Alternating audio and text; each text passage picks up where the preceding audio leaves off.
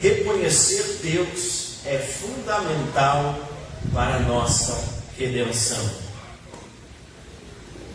Bom, meus irmãos, eu quero hoje iniciar uma pequena série de mensagens baseada no livro de Êxodo. Iremos, através desta série de mensagens, entender como foi que Deus operou em meio ao seu povo, através da promessa, livramento e redenção. Vamos também tentar entender como foi o caminho do povo de Deus, suas atitudes e como tudo isso impactou em termos de consequências durante sua caminhada e, é lógico, como enxergamos Cristo em todo este cenário, trazendo alguma aplicação para a nossa vida. Então, dessa série hoje, o tema é firmando nossa vida na eternidade com Cristo. Hoje iremos iniciar já lá no capítulo 12, como eu falei.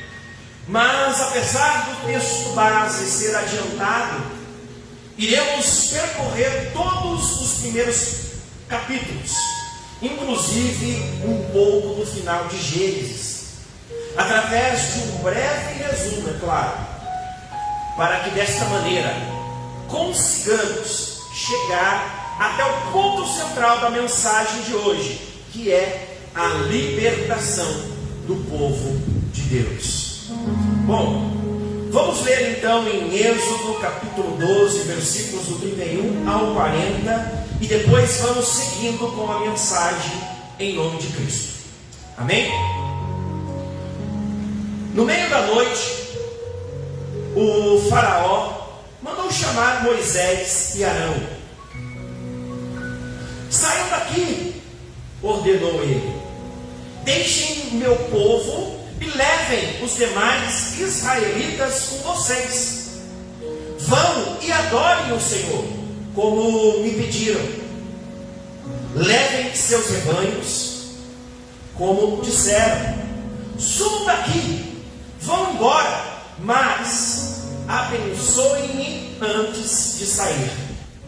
Os egípcios pressionavam o povo de Israel para que deixassem a terra quanto antes, pois pensavam, vamos todos morrer.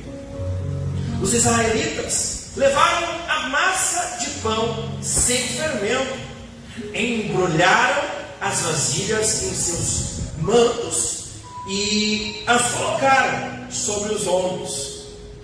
Seguindo as instruções de Moisés, pediram aos egípcios que lhes dessem roupas e objetos de prata e ouro. O Senhor fez os egípcios serem bondosos com o povo, de modo que lhes entregaram tudo o que pediram. Assim, os israelitas tomaram para si as riquezas dos egípcios. Naquela mesma noite, os israelitas partiram de Ramessés rumo a Sucote. Havia cerca de 600 mil homens, além das mulheres e das crianças. Saiu com eles uma mistura de gente que não era israelita, além de imensos rebanhos de ovelhas, bois e outros animais. Com a massa sem fermento que haviam levado do Egito, assaram pães achatados. A massa era sem fermento, pois foram expulsos do Egito com tanta pressa que não tiveram tempo de preparar alimento para a viagem. O povo de Israel tinha vivido 430 anos no Egito. Na verdade, essa grande multidão do Senhor deixou a terra exatamente no dia em que se completaram os 430 anos. O Senhor passou a noite toda em vigília para tirar seu povo do Egito. Essa, portanto, é a noite do Senhor e deverá ser celebrada por todos os israelitas, de geração em geração. Amém? Feche seus olhos mais uma vez em nome do Senhor Jesus. Pai, soberano Deus, que em nome do Senhor Jesus Cristo, a tua graça, a tua glória esteja em nossas vidas, e que esta palavra, Senhor, venha trazer essa transformação que nós estamos tanto te pedindo, Pai. Que através desta palavra, nosso coração possa arder na tua presença, em nome do Senhor Jesus Cristo. Amém, Jesus. Glória a Deus. Vamos lá? Sabe aquelas histórias que lemos em um livro ou que vemos nos filmes, onde um casal se encontra e parece que tudo começa a dar certo? Eles se apaixonam e começam a traçar planos, começam a deslumbrar um futuro juntos, planejam se estabelecerem como um casal. Existe ali a promessa de ambos seguirem juntos na construção de um lar e posteriormente de uma família. Mas, como um bom filme, de repente, o que parecia ser a certeza de uma história com um final feliz começa a ficar nebuloso. Algo ocorre entre os dois. Uma conversa, um passado mal resolvido e pronto. Aquilo que era certeza acaba virando dúvida.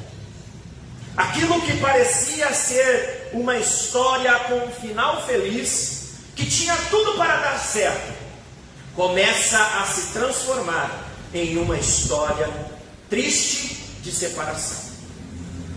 Bom, em linhas gerais, é mais ou menos isto que acontece com o povo de Israel entre o livro de Gênesis e o livro de Êxodo.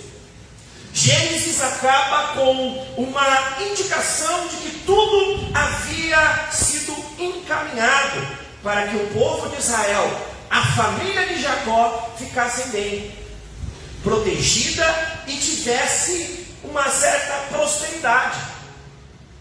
Terminamos a leitura de Gênesis tendo a impressão de que a partir dali tudo estaria certo. Você não tem essa impressão? Vamos relembrar como foi esta passagem, bem rapidamente.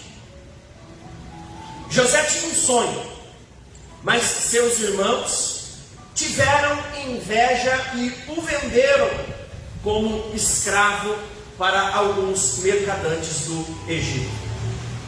José teve seus contratempos lá no Egito, mas de repente estava no posto de governador de todo o Egito, o segundo da hierarquia de Faraó.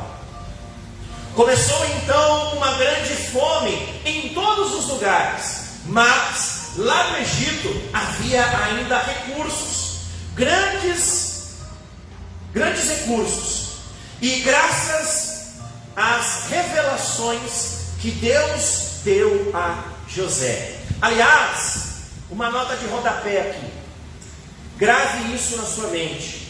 Até este momento, Deus falava diretamente com os pais, com os patriarcas. Deus falou diretamente com Abraão, com Isaac, com Jacó, se revelou a José em sonhos e interpretando os sonhos. Era direto com o indivíduo, pelo menos até aqui. Mas voltemos à nossa mensagem. Os irmãos de José, toda a família de Jacó, o Israel de Deus, então migra para o Egito e fica debaixo da proteção de José e de Faraó. Tudo parece estar se encaminhando para um final feliz. Parece que a qualquer momento vai subir as letras, aquelas letras que nós costumamos ver naqueles filmes, que junto com elas vem a aquela música de um final feliz e de repente aparece aquelas letras escritas fim e tudo acaba como um final feliz. Pelo menos é o que nós pensamos e imaginamos quando terminamos a leitura do livro de Gênesis. Mas então começa o livro de Êxodo e temos já de início uma ingrata surpresa. Os descendentes de Jacó não haviam prosperado. Pelo contrário, estavam escravizados em uma terra estrangeira. Mas como assim? Eu me fiz essa pergunta a primeira vez que fiz esta leitura. Como que isso foi acontecer? Como que é possível terminar uma fase bem, com potencial de prosperidade, com tudo para dar certo, mas de repente tudo começa a dar errado. As coisas começam a ir ralo abaixo. Bom, hoje eu quero, através da palavra de Deus, através deste exemplo da família de Jacó, o povo de Israel, aprender junto com vocês que o que acontece quando nós abandonamos o propósito de salvação que Deus traçou para nós. Vejamos, Deus havia chamado Abraão para o levar até uma terra prometida e posteriormente lhe falou que seria a terra de Canaã. A promessa era clara, mas a diretriz também.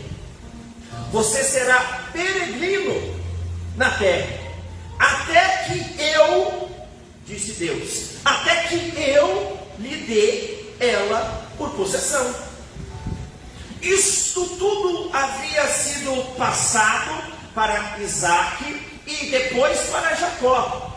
Canaã era o alvo. Canaã era o objetivo. Mas, até que se chegasse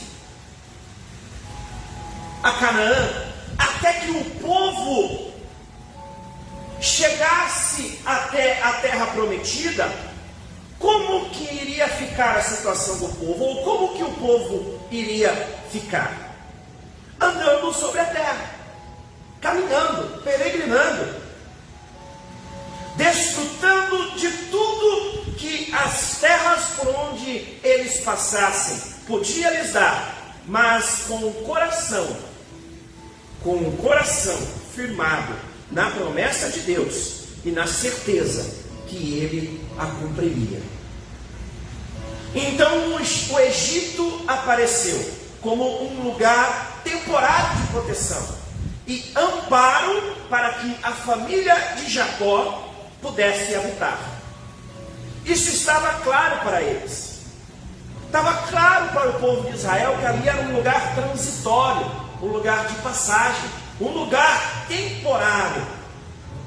Tanto que, se você observar atentamente o capítulo 50 de Gênesis, você irá perceber que, primeiramente, Jacó fez que José o sepultasse em Canaã. E, posteriormente, José, lembrando ainda das promessas de Deus, que Deus fez aos seus pais, fez seus irmãos e seus filhos prometerem que os seus ossos seriam levados juntos com eles quando fossem resgatados e levados de volta à terra prometida. Então era claro para eles que eles seriam resgatados. Estava claro para eles que o Egito não era o lugar da habitação deles. Mas passou-se cerca de 400 anos. 400 anos. O povo já havia se esquecido, não só das promessas, mas também do Deus que fez as promessas. O povo se deslumbrou com aquilo que o Egito estava lhes oferecendo. E como era deslumbrante tudo aquilo que o Egito estava oferecendo. O Egito era um império que estava muito à frente do seu tempo. Ali tinham coisas maravilhosas. E eles viviam ali situações que jamais vivenciariam em outros lugares. Tudo isso fez com que eles se deixassem ser contaminados. Foram contaminados com a aparente segurança e conforto que encontraram no Egito. E resolveram estabelecer ali, ao ponto de, após alguns anos, se permitirem serem escravizados. E mesmo assim, permanecerem escravos não só do império, mas de tudo que o Egito podia lhes oferecer. Escravizados, em última análise, por seus próprios desejos, por suas próprias vontades, para atender às suas próprias vontades. Não restavam mais esperanças para este povo. Não há como eles por si mesmos, não havia como eles por si mesmos, através das suas próprias forças, encontrarem uma solução para se libertarem desta escravidão. Era preciso a intervenção divina. Deus precisaria intervir na história e resgatar o povo, trazendo redenção a eles. Aliás, é exatamente sobre isso que o livro de Êxodo trata: resgate e redenção.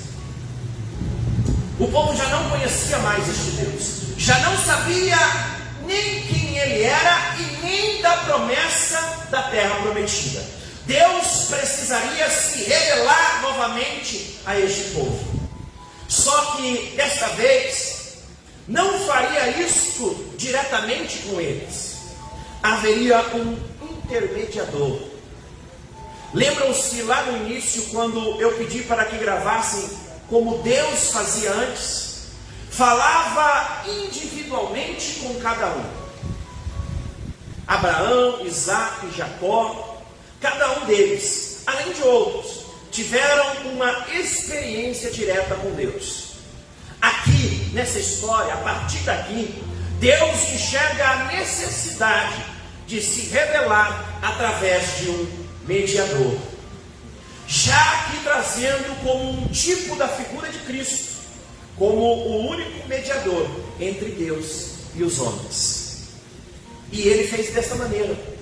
Foi lá em Midian e chamou a Moisés para que este fosse o mediador, o resgatador, aquele que resgataria Israel da escravidão. Se revelou a Moisés para que este o revelasse para seu povo.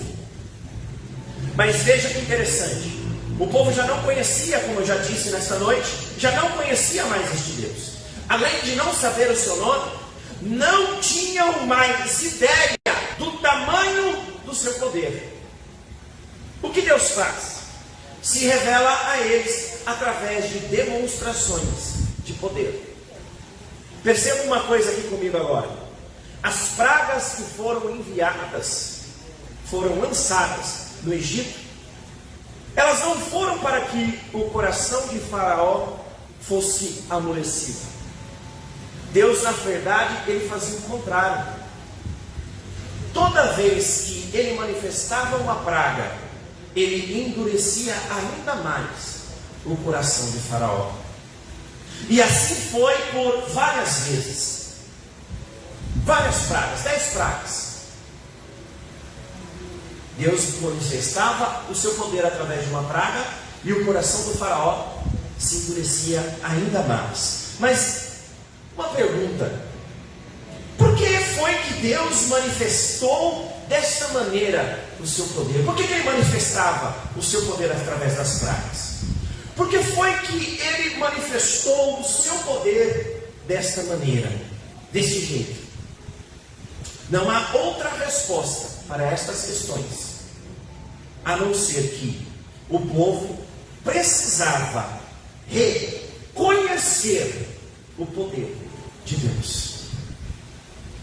Deus manifestou as suas pragas no Egito, não foi para o povo do Egito, mas foi para que o povo de Deus pudesse enxergar o poder de Deus através das pragas.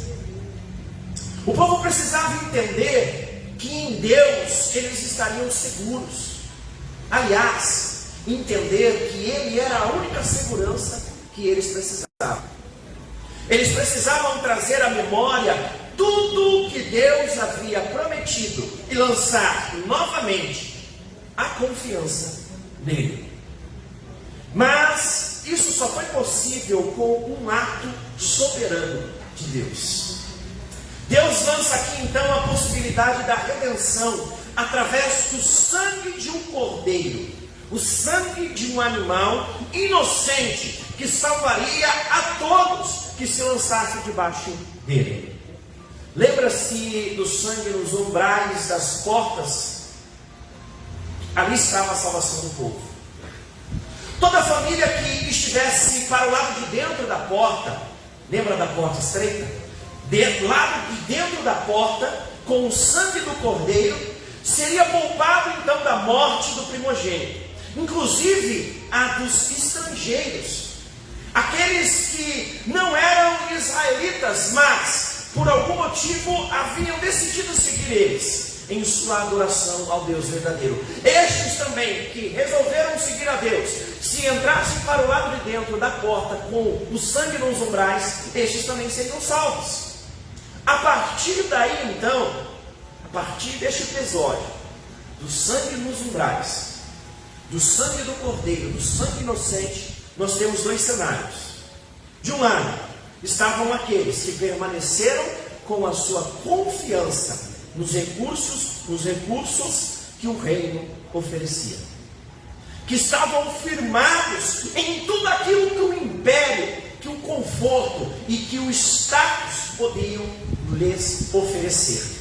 Ou seja, aqueles que ficaram para o lado de fora da porta, aqueles que não passaram pela porta coberta com o sangue do cordeiro, fora da proteção e salvação que Deus havia enviado.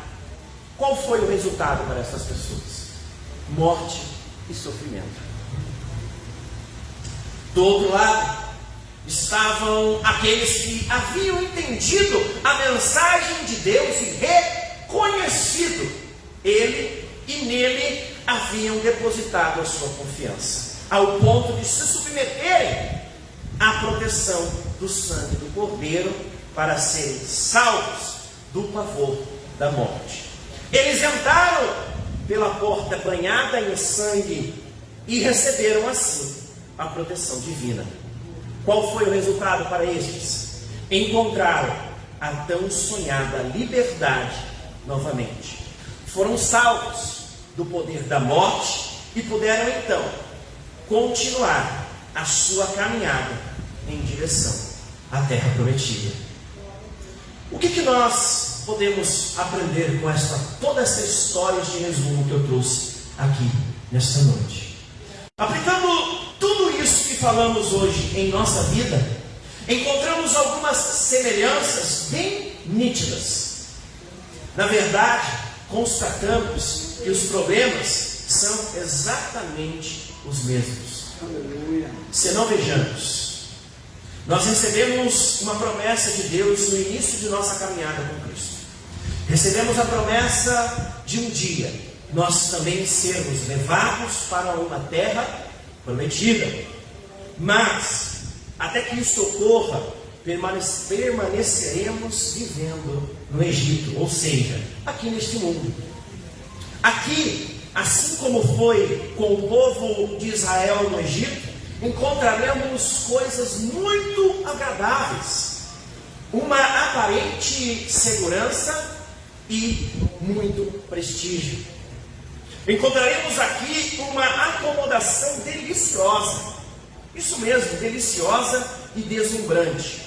Este mundo, assim como o Egito, tem muitas coisas a nos oferecer, coisas encantadoras e deslumbrantes, assim como o povo de Israel encontrou lá no Egito.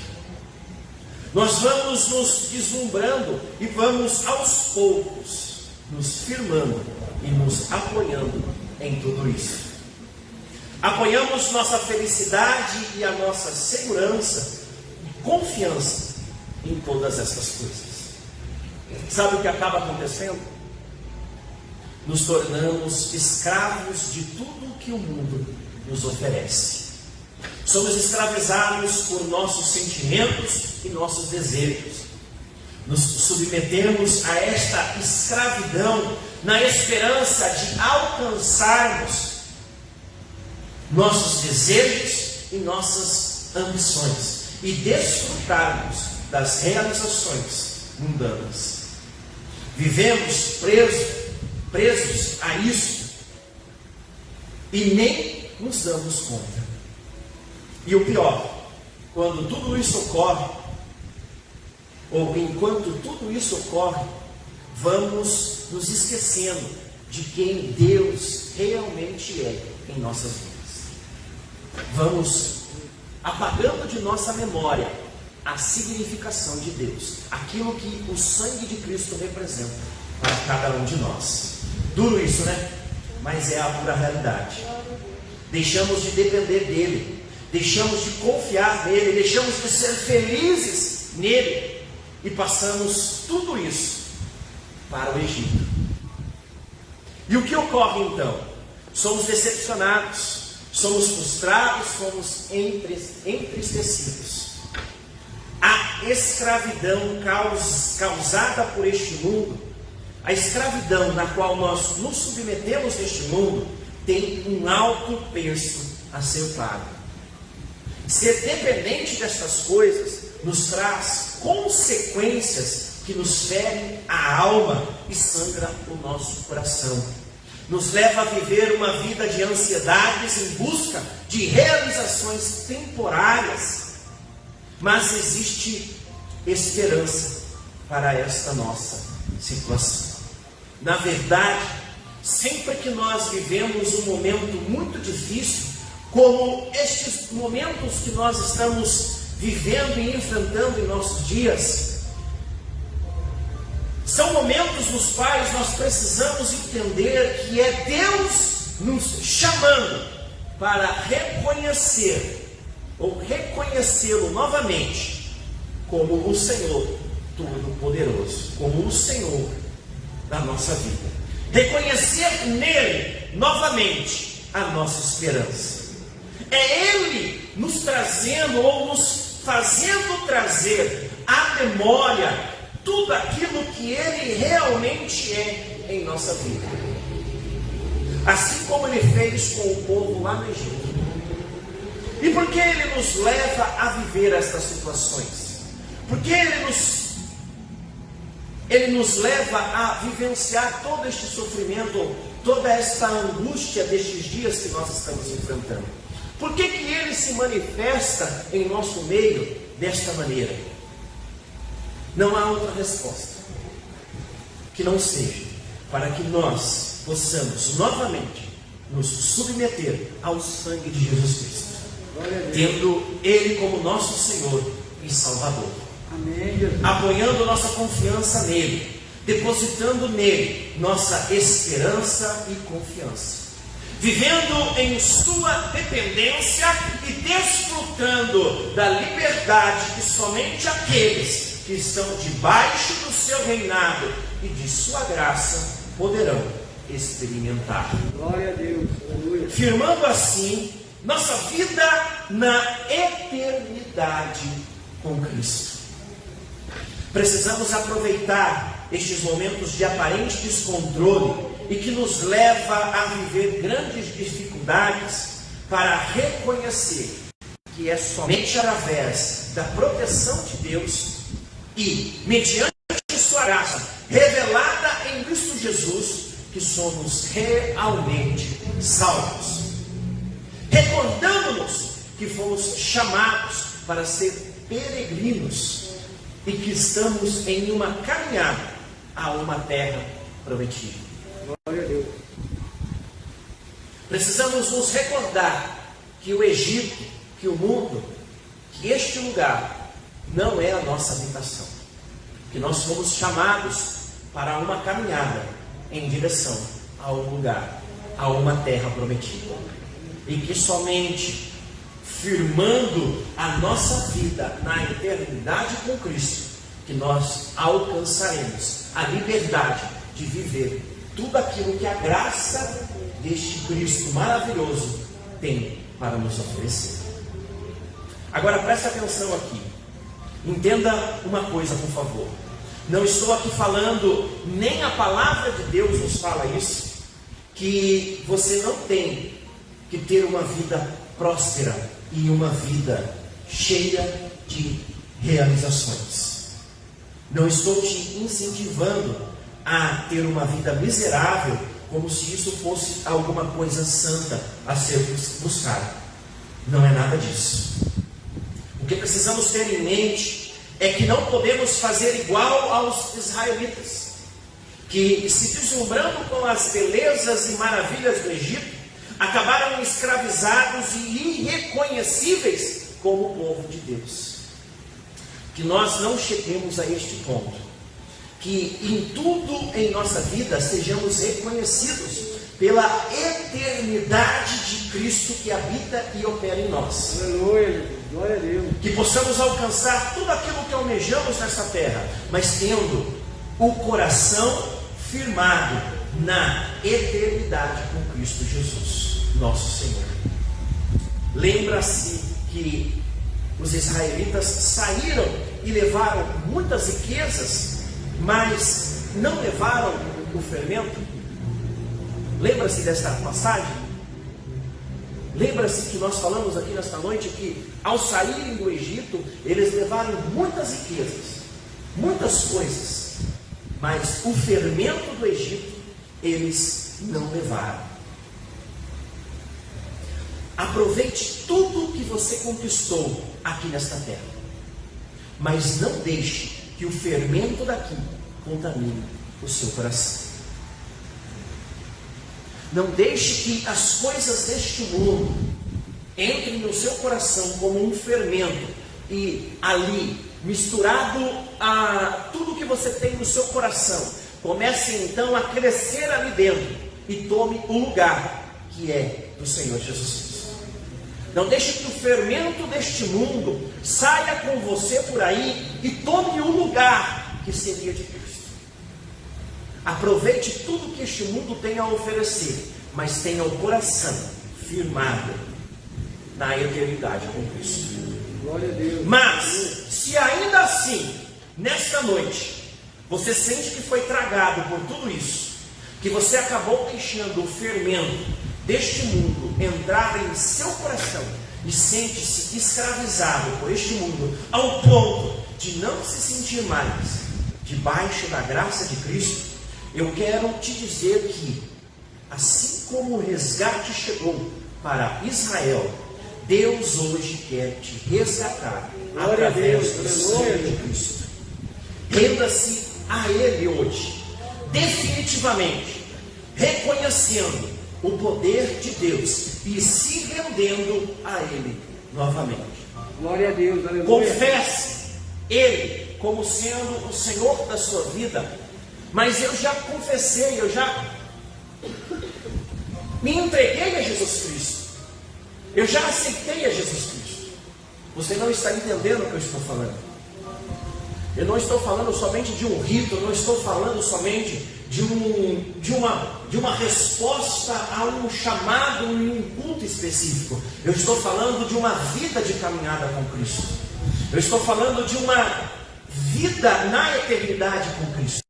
Eu estou falando de você abrir mão do fermento deste mundo. Eu estou falando de você abrir mão das coisas que este mundo tem a te oferecer. Não que você não vá desfrutar, mas que o seu coração não vai estar firmado nas coisas deste mundo, mas estará firmado naquilo que Cristo tem para te oferecer.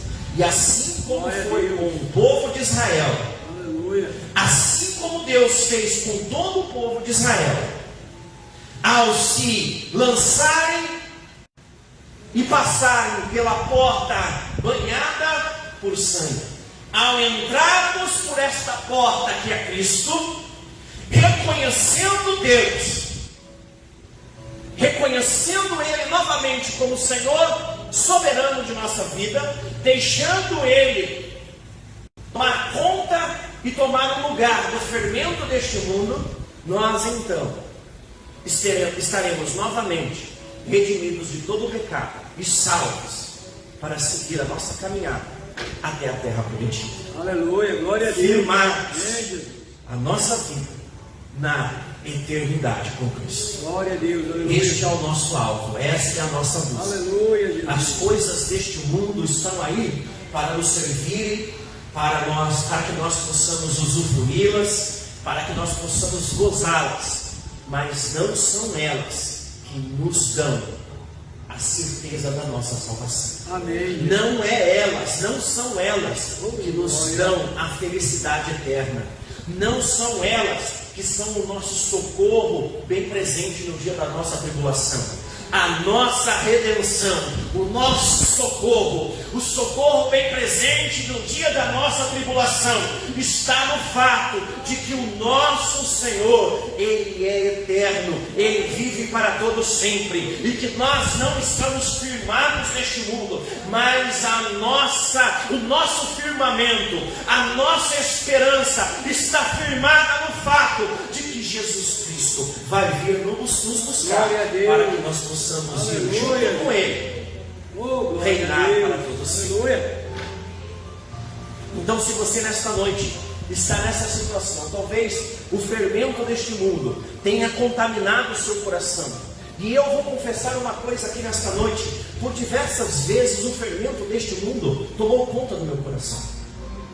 Por muitas vezes os fermentos que este mundo tem tomou o lugar de Jesus Cristo no meu coração. Mas graças a Deus que nos dá a vitória em Jesus Cristo, mediante o qual, através de sua misericórdia, eu consegui novamente entronizar Jesus Cristo em meu coração, firmando nele a minha esperança. E nesta noite, você que se encontra nessa situação, pode fazer o mesmo, deixando com que Jesus tome o lugar em seu coração, o lugar que lhe é devido. Então eu peço para que você feche os seus olhos, todos, fechem os seus olhos nesta noite. E você que está nessa situação, com os seus olhos fechados, coloque as mãos no seu coração.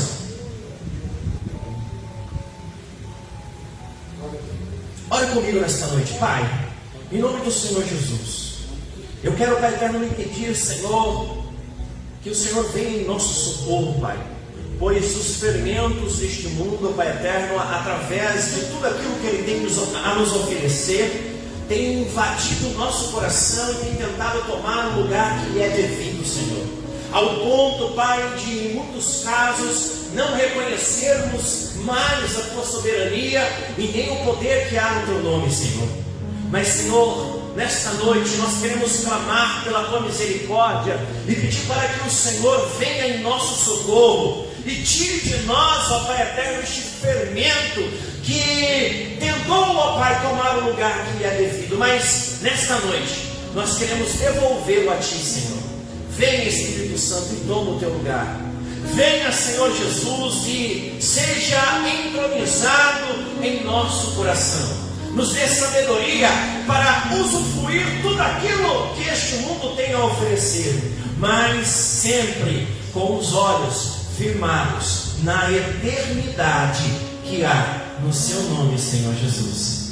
Que nesta noite, Senhor, nós possamos ter a certeza de que ao entrarmos por estas portas banhadas em sangue, o sangue puro do Cordeiro inocente, e ao entrarmos por estas portas, nós também encontramos salvação, nós também encontramos liberdade, nós também encontramos redenção.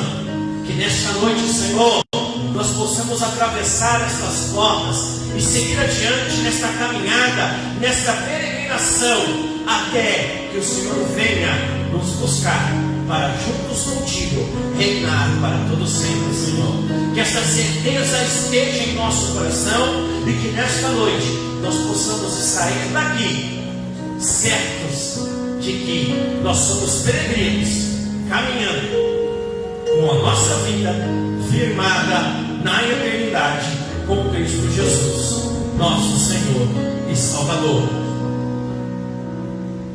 Que nós possamos, ó Pai, firmar a nossa esperança em Ti para todo sempre. Amém, Jesus. Glória a Deus. Uma salva de palmas para Jesus. Aleluia.